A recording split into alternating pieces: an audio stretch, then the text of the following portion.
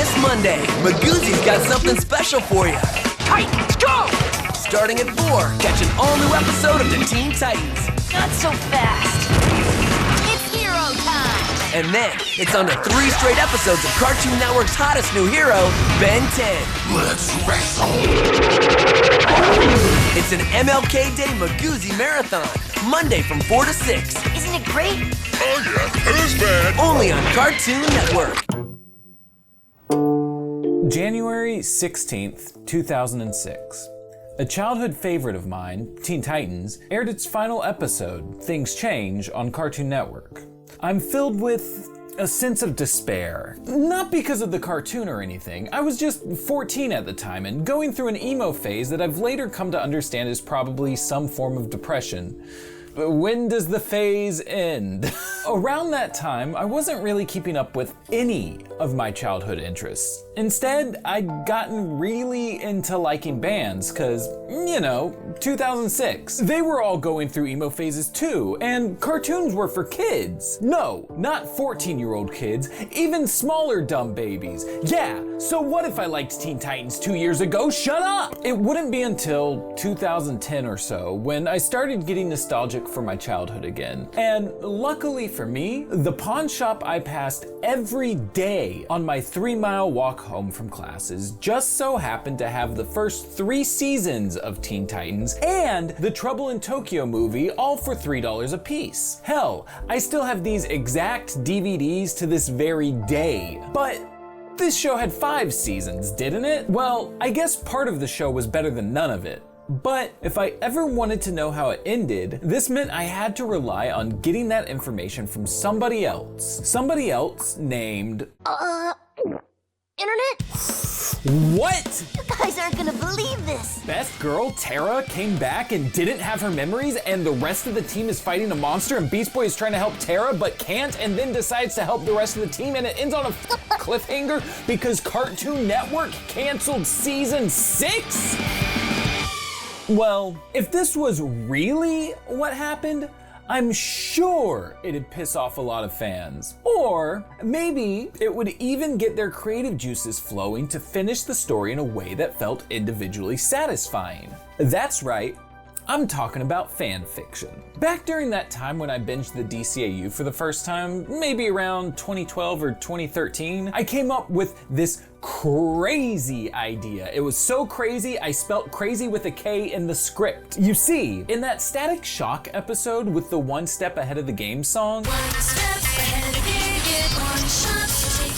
Batman mentioned that Tim was with the Titans and that Static would meet them one day, right? Okay, so obviously, if there was any crossover, we'd have to be years after Teen Titans, cause that show's Robin was Dick, but Static's Robin was Tim. But Static Shock also had that bad guy, Omnifarious, the one who turned into a stone statue and was later healed of that. And so, maybe that same cure had something to do with Tara, and the Teen Titans were there, and Static was there, and Nightwing was there. And you were there. Oh. Really cool idea that would get the fans screaming and crying and puking, right? Well, even though I was going through the DCAU at that time, it was a couple years since I had watched Teen Titans, and being totally honest, my memories of the property were about as foggy as you'd expect them to be after only watching 60% of the show a couple of years ago. Things were never the way you remember. A year or two ago, I finally sat down and binged the entire series front to back, fully anticipating being let down by the finale. But when I got to Things Change, I was moved to tears.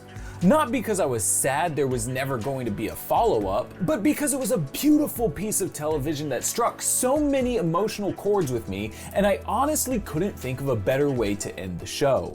Put down the pitchforks, season 6ers. I was one of you. I get it, but I think it's time that we as a community came to understand the ending of Teen Titans. It's no secret that each season of Teen Titans put central focus on a singular character of the Titans roster. Sure, everyone else on the team always got their time to shine, but if you look at each season as its own chapter in the Titans story, it becomes pretty clear that season 1 is about Robin coming into his own as the leader of the group, and his attempt to find his own identity outside of the role of apprentice, whether that be to the unseen, if not for tie-in material, Batman of this universe, or the foreboding villain Slade. Season 2 raises questions about finding your place in a larger group where you don't necessarily feel like you belong. And while it does put some of that focus on both Starfire and Cyborg through episodes like How Long Is Forever and Only Human, due to the season's nature of adapting the Judas Contract plotline, Beast Boy ends up being the one to spearhead that emotional through line. Or, while not part of the core group, one could argue that this is Tara's season, an interpretation that works amazingly well with the themes of being an outsider. Who could possibly be further outside the in-group than the person who wasn't there from the start and ends up entirely gone by the end? As with the other seasons, season 3 gives each member their time to shine, but the overall arc picks back up on Cyborg's humanity and sees him infiltrating the Hive Academy using holographic generators that one might say are similar to a certain infiltration unit as a means of keeping himself disguised. Both in appearance and name, Cyborg reverts to his pre-cyborg self, Vic Stone, and must come to terms with the fact that he isn't who he used to be, and that's okay. Season 4 finally dips into Raven's backstory and brings her relationship with her demon father Trigon to the forefront, giving us a story about stepping out of your parents' shadow and becoming your own person, even if that doesn't live up to the expectations your parents might have for you. The final season, Season 5, ambitiously introduces tons of new heroes including Red Star, Cole, Narc, Melvin, Timmy Tantrum, Teether, Kid Flash, Pantha, Harold, and Jericho, but ultimately serves as another Beast Boy story through opening with a 2-part episode focusing on his history with the Doom Patrol and making the season's recurring villains, that team's old group of nemesis, the Brotherhood of Evil. I bring this all up as a means to suggest that for each season, the characters I highlighted are set up to be an audience surrogate, serving as a proxy for the viewer through giving them someone to identify with and hopefully learn from. Meaning, when Things Change came around, Beast Boy was meant to answer the question, what is a teenager's last lesson? Things Change begins with the Titans returning home to Jump City following their globe-trotting adventures throughout the season prior, and almost immediately, episode author Amy Wolfram lays down the theme of the world around you moving forward with or without you. Despite only being gone a short amount of time, many businesses the Titans loved, including the video rental store, candy shop, bookstore, auto parts shop, and AJ's music store, have closed their doors to make way for something new. As the Titans lament the changes occurring around them, they're forced to bring their focus back to the present as they're attacked by a brand new monster. Beast Boy, however, becomes sidetracked as the action ends up shifting his attention to a ghost from his past. Tara?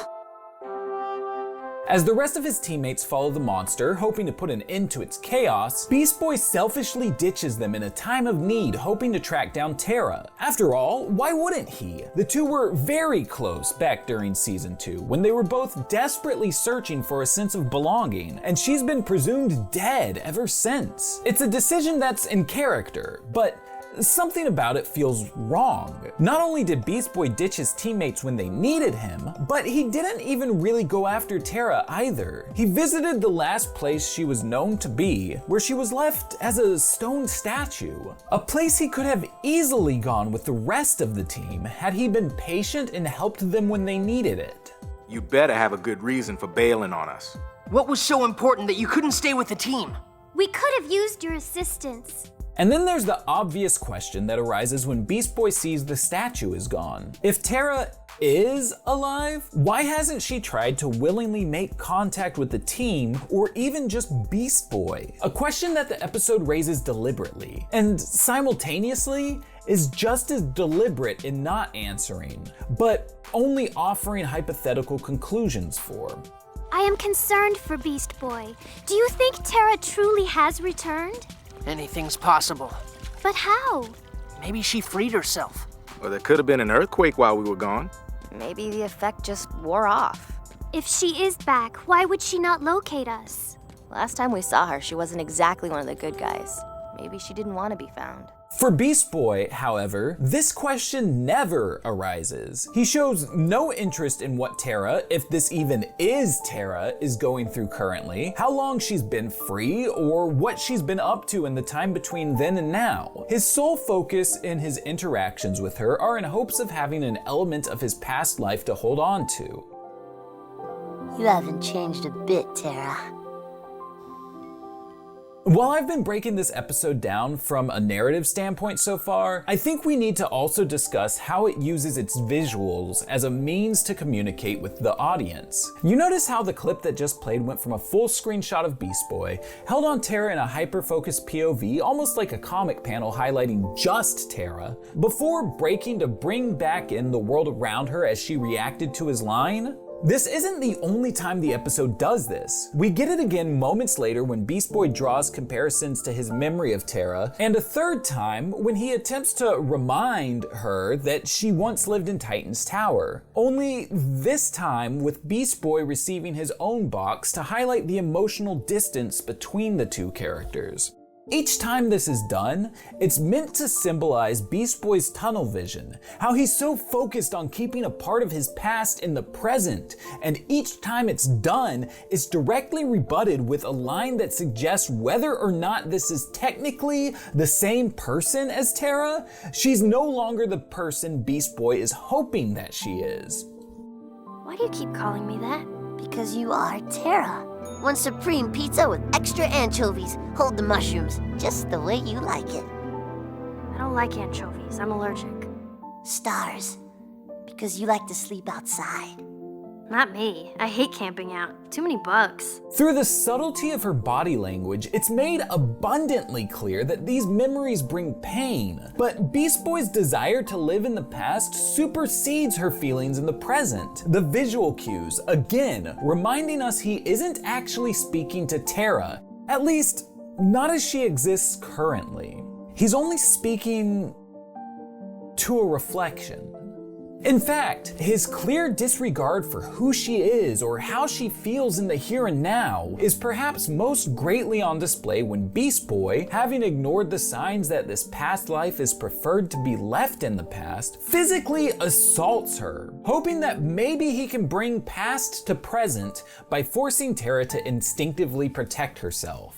And even then, he fails to realize that he's the problem, and that his refusal to let go of the past isn't doing anybody any good, and instead is actively harming everyone he claims to care about, both Terra and his team members. It isn't until Beast Boy comes face to face with Slade that he's forced to consider things from anyone else's perspective. If the girl does not remember or does not use her powers, it is because she chooses so. Why wouldn't Terra want to remember? She was a hero. She had friends. She saved all of us. Don't you see? She no longer wants to remember you. I won't let you hurt her again. You're the one who is hurting her. Let her go. Face it, she doesn't want to see you anymore.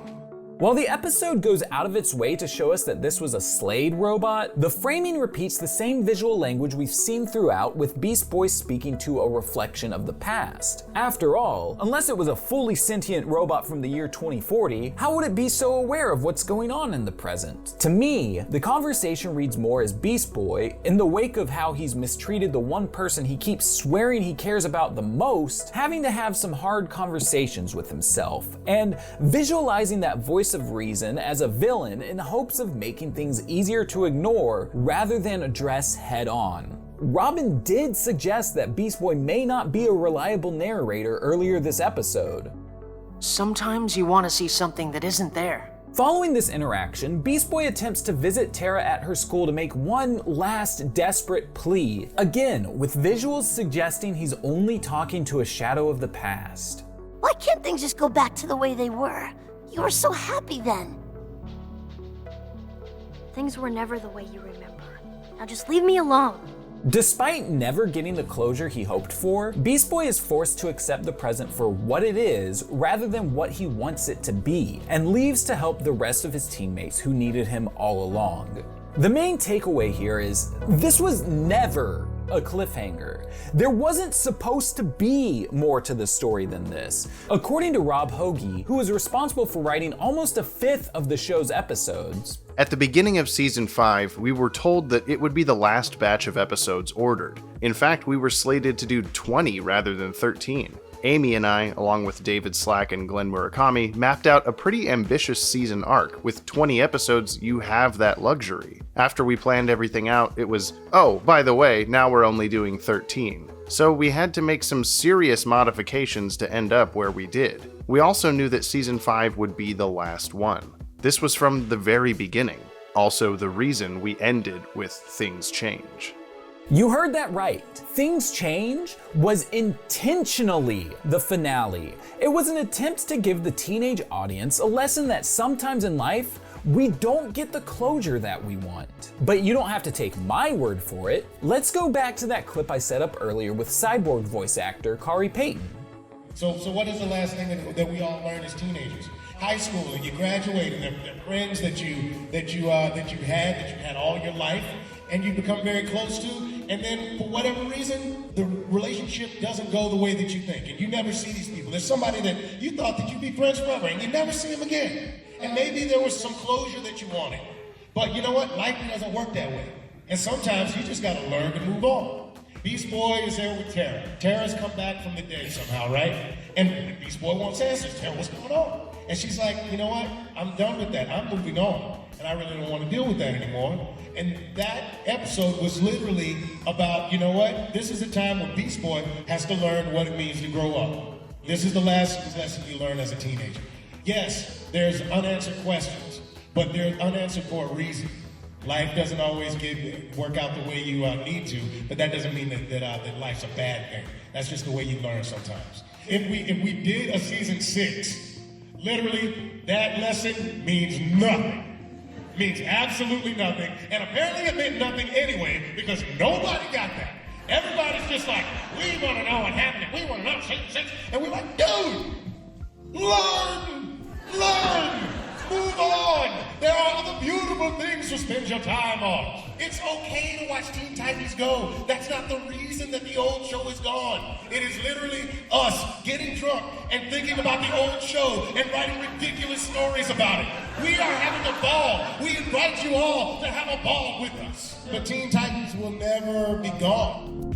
Simply put, Teen Titans, as it exists, is a complete package, and any attempts to add another season, especially at this point, over a decade and a half later, not only misunderstand the finale, but actively work to diminish it. And look, I know, we've all heard the rumors about Season 6 having been in development, even since all the way back then. But most of those aren't even accurate to what really happened. In fact, Rob Hoagie touched on that in the same interview. We had almost completed the writing phase. I think I may have even been done. It was just Amy Wolfram finishing up Things Change. Sam Register at Cartoon Network proposed the idea of doing a rebranding of the series. This was only development. By that time, we had already moved on to develop Legion of Superheroes. Remember, we were told there would be no more Titans. I needed a new job. David had gone to Law & Order, so the development of a possible new show went to the very capable hands of Amy Wolfram. Along with Glenn, and with Sam's input, they did a proposal that was sent to the brass in Atlanta. Ultimately, they declined. There was an 11th hour possible reprieve, but it never came to pass. Had a Season 6 been a serious possibility, we wouldn't have ended Season 5 the way we did. As for what a new show would have been, my understanding is they were planning to expand the team with all the new characters. This was also more publicly echoed by Glenn Murakami in Toy Fair magazine number 108, when he stated he was satisfied with the finale and mentioned the possibility of rebranding the show a la the new Batman adventures before it, but that it was too soon to tell if it would actually happen.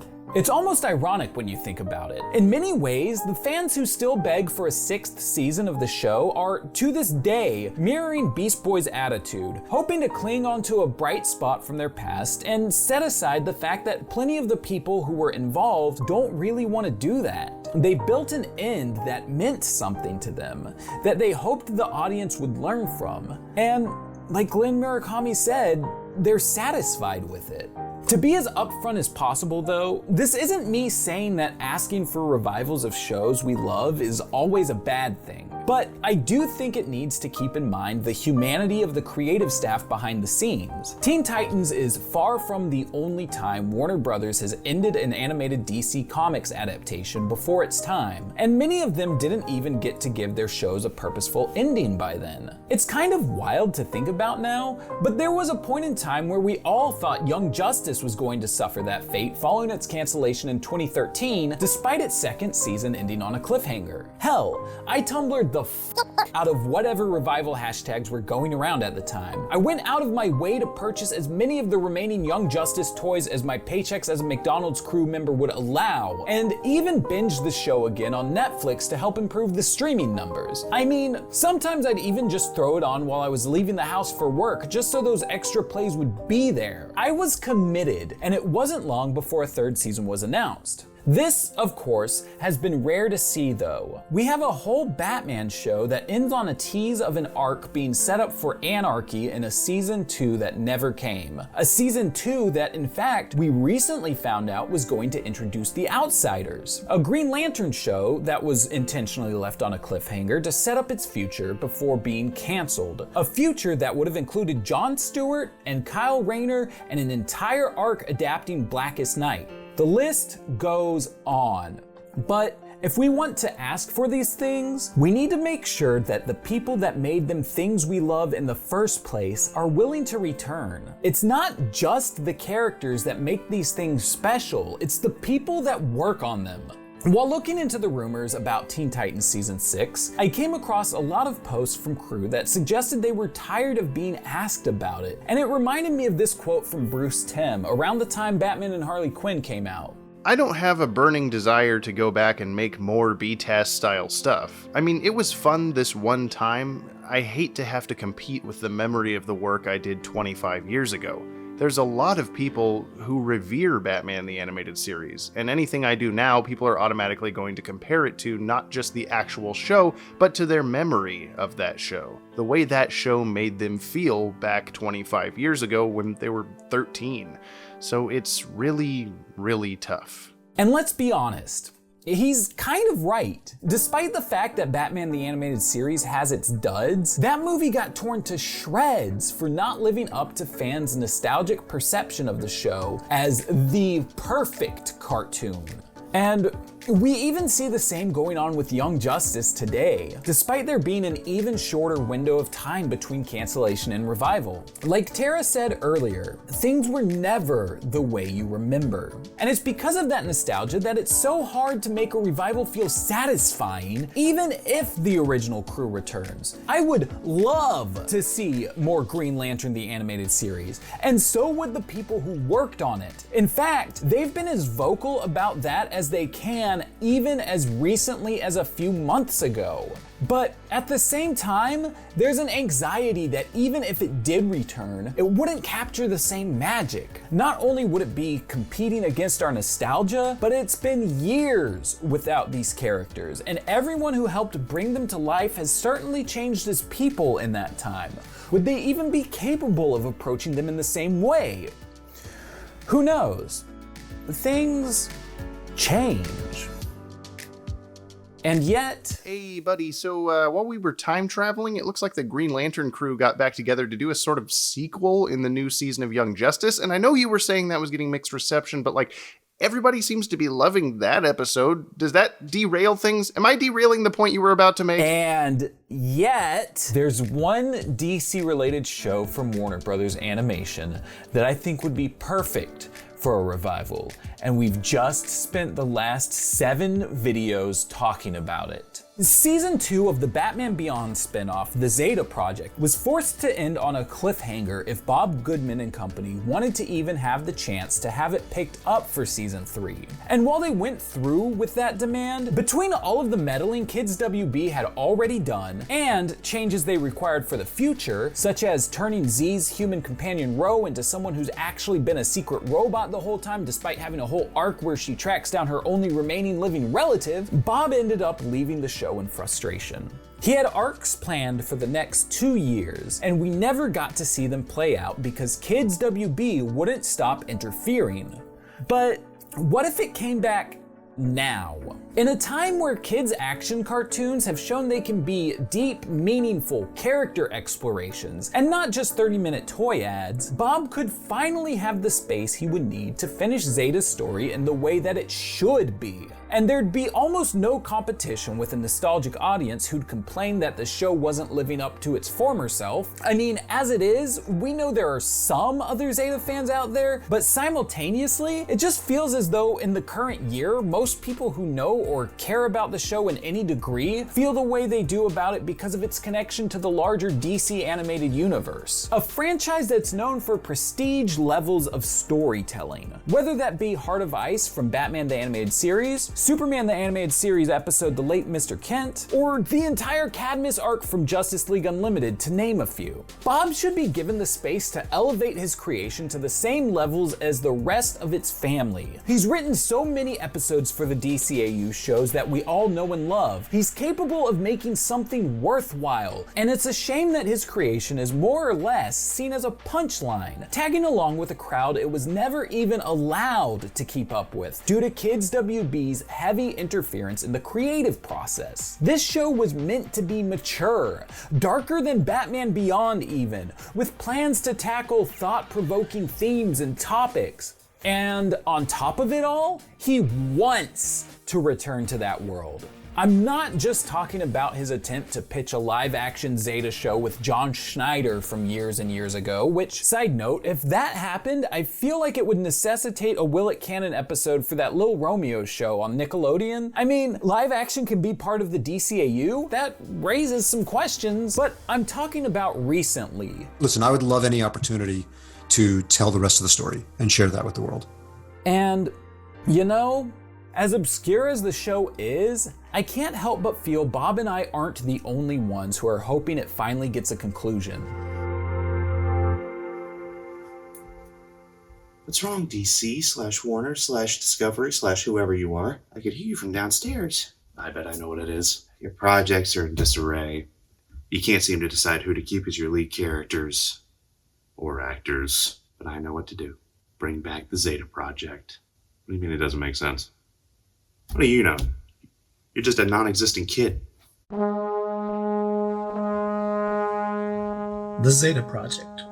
It should come back. Anytime we get a chance to revisit the DC animated universe is a good thing. One thing that we always talk about, Cal, when we review the show, whether we liked the episode or not, is that there's a lot of potential to this Zeta Project idea. Why bring the Zeta Project back? Well, that's a good question. It's the least known DCAU show, and it ended 20 years ago. But I say to you, why not?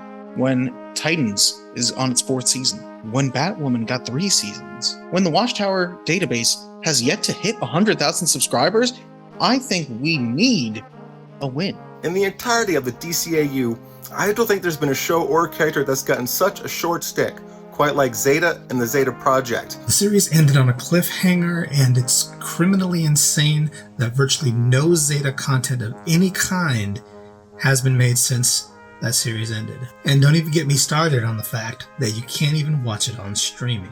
The Zeta Project is a piece of DCAU history often forgot about and not discussed as often as it probably should be. And it's also a piece of DCAU history that was left unfinished, and there's nothing worse than a creative endeavor not ending the way it was supposed to. So it would be cool to see this, as it was originally intended, realized. How can you not feel for that sweet little robot? And at the end of that show, basically, all hope is lost. No one will ever believe me. It's Just cruel, man. The Zeta Project deserves to come back. And not just because I really like it, or because I really enjoy nostalgic things from the 2000s, but also because it dealt with really interesting things like commentaries on the foster care system, and commentaries on the way that tech is evolving and changing and the pros and cons of that, and commentary on sentience and what it means to be a human, and commentary on, well, what it means to be. What it means to know about our origins, about where we've come from and where we've gone, about who is villainized in the media and why, and how to critically engage with the content that we consume. So bring it back. We need that now. We need Zeta. It kills me when TV shows are canceled with things unresolved. And the Zeta Project is no exception. It has more interesting themes and ideas than people usually give it credit for. Hollywood's desperate to bring shows back right now. Let's make the Zeta Project one of them. There's a lot more to the show than meets the eye. There's an unfinished story that got cut short through no fault of its own that deserved to have its ending told. I think we have a duty to right a wrong here. So, to paraphrase Ro, the wise companion of Zeta, I say to you, we'll get you your third season, Zeta. I know it. On the note of unfinished things, my DCAU retrospective never covered it.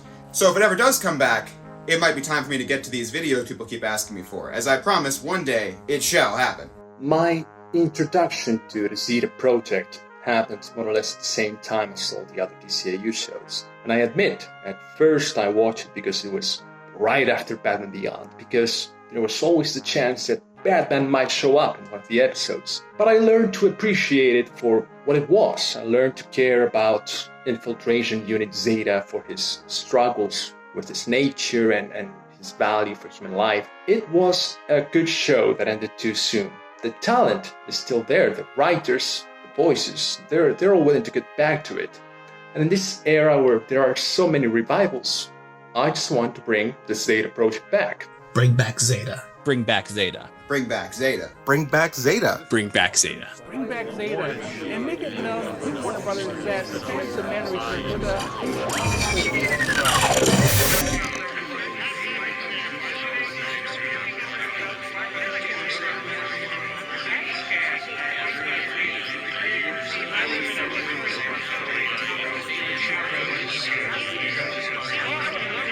What is this? What is going on? I do not know, sir. We're not doing this.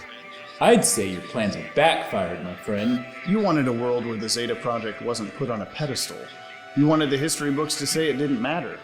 Well, guess what, boomerang heads? You made it matter. No, no, no, no, no! This is not how this was supposed to go! Sorry. Well, not sorry. We made a whole month's worth of Zeta Project videos and the world is a better place for it. We're gonna go home now. See ya. I think not.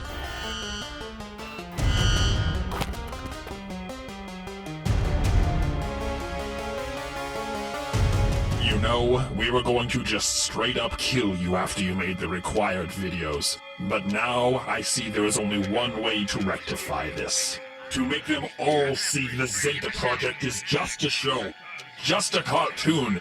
The Zeta videos must continue ad infinitum. Zeta months, Zeta years, Zeta life.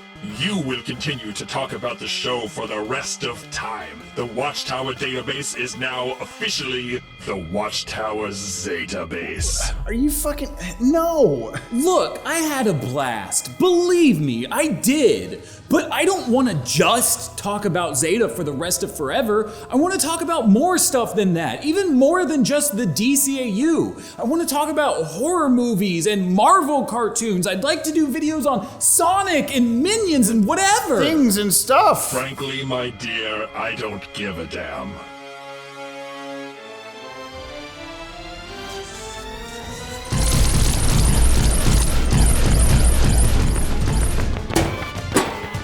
Jake! You worthless, good-for-nothing, wretched waste of space! You cannot even perform the most basic of tasks! You let a mere human just once!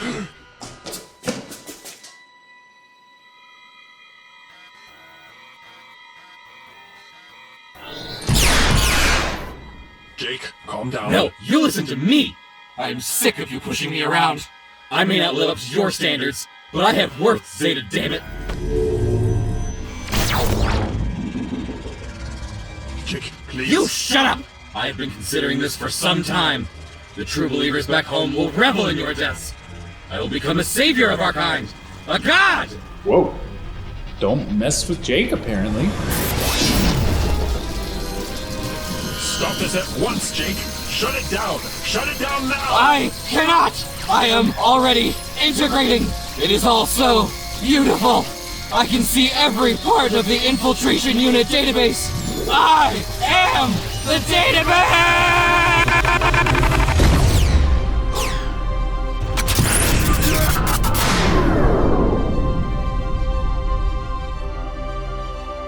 There is something very special about any story in which you have someone who has been indoctrinated to be harsh or hateful, but whose soul and consciousness become more powerful than the programming. Humanity is a handshake deal, being kind to each other and respectful of each other and honest with each other. We all have the power to harm other people. And the choice to use whatever force and power you have for good is sometimes difficult. And well worth it. Program rebooting. Initiating Willet Cannon in 5, 4, 3, 2...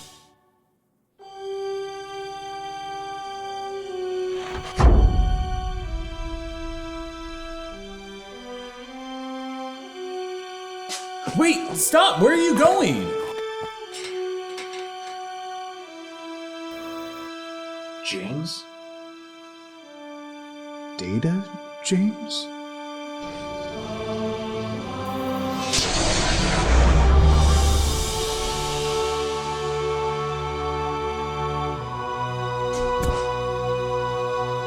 Am I missing something? Oh, sorry, How did you get here? I backed up into the infiltration unit's cloud space when I exited the Willet Cannon program. I'm not quite the Data James you met, but like a copy-paste. The robots downloaded all their knowledge into me, but the door swings both ways. That was also me. I've been asking folks to send them in all of Zeta Month, then I pushed them past the firewalls. I wish I could have seen the looks on the robots' faces. You didn't miss much. Yes, this is all very touching, but I'm afraid the road ends here. Give me the smother box and I'll be on my way, back to where I belong. You mean when you belong? Stop that! The smother box is dead, fried. She can't be brought back. She sacrificed herself for one final surge of power. Me! Even she disapproved of your ideals. You've lost. Have I?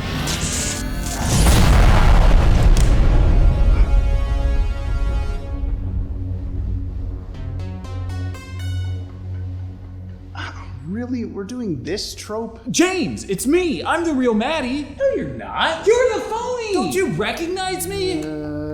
Fake, fax, clone, knockoff. I'm Maddie. Wait, I'll settle this. What is the name of this movie? Justice League versus the Fatal Five. Why? You overplayed your part, yo. Ah, shit.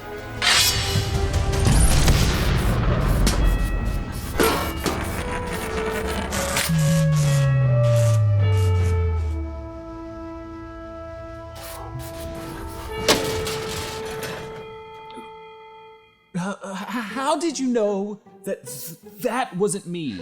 You never say verses right. What? You say verse. I do? Yes, every time. Huh. Well, you know what they say. Potato potato. They do say that.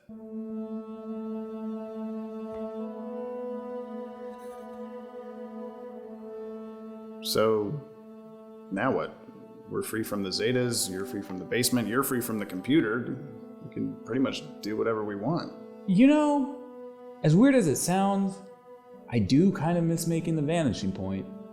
Really? I mean, yeah, I think I'll probably just go back in time and stick to what I know for a bit. Won't the audience be confused? You disappeared at the end of the Splicer's vanishing point. Wouldn't it be weird to just show up with no explanation? We've just been through a lot.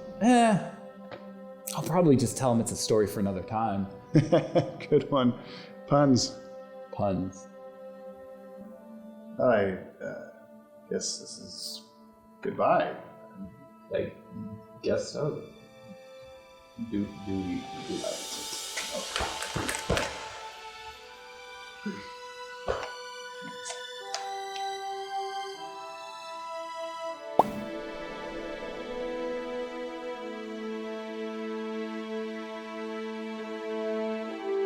What about you? I hadn't had much time to give that any thought. Got a brand new Zeta body. What is my purpose, you know? Oh, geez. I guess you could always join the channel. Kind of a little bit weird having two me's around, but there's always room for more Will It Canon episodes, if you're up for it. On my own terms? I think I'd like that.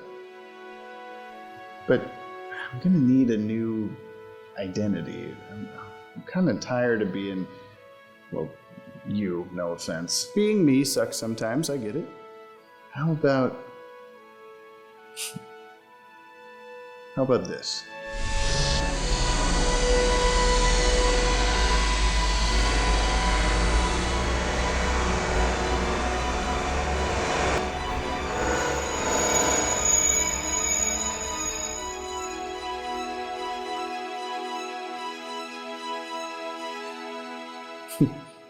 So, if not Data James, who are you now? Me? I know who I am. I'm a dude playing a dude disguised as another dude. Call me Willie T. Cannon. Nice to meet you, Willie.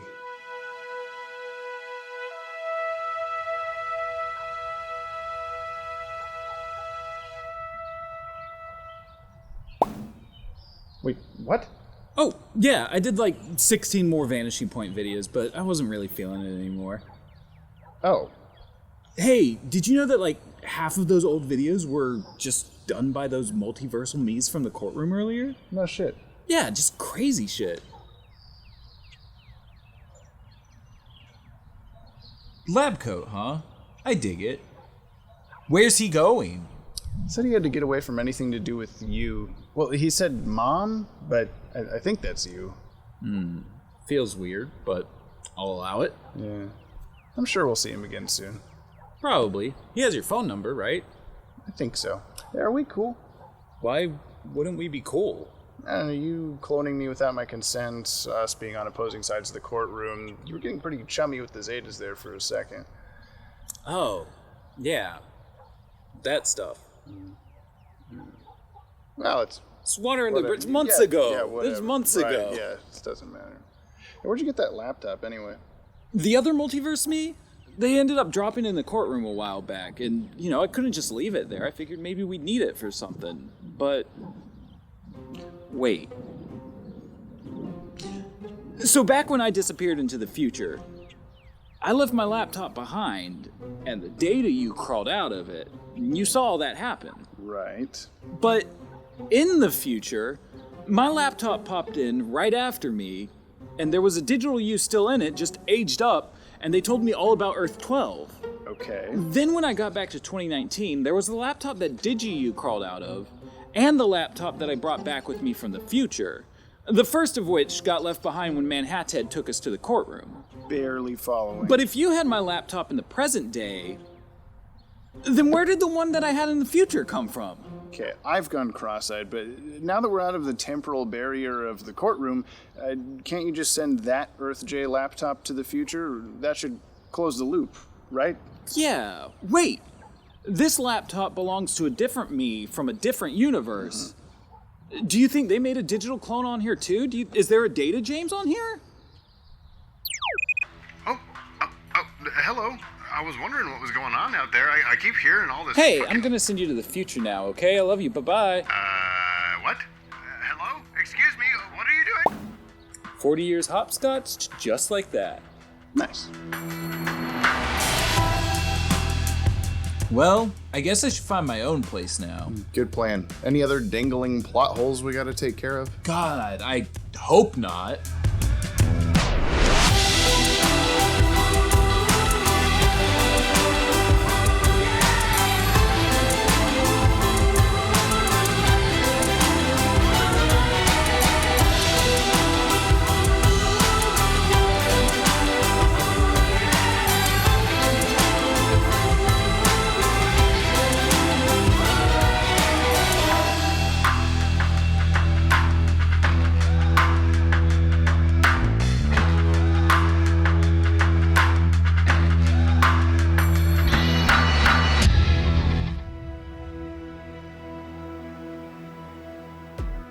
A live body and a dead body have the same number of particles. Structurally, there is no discernible difference.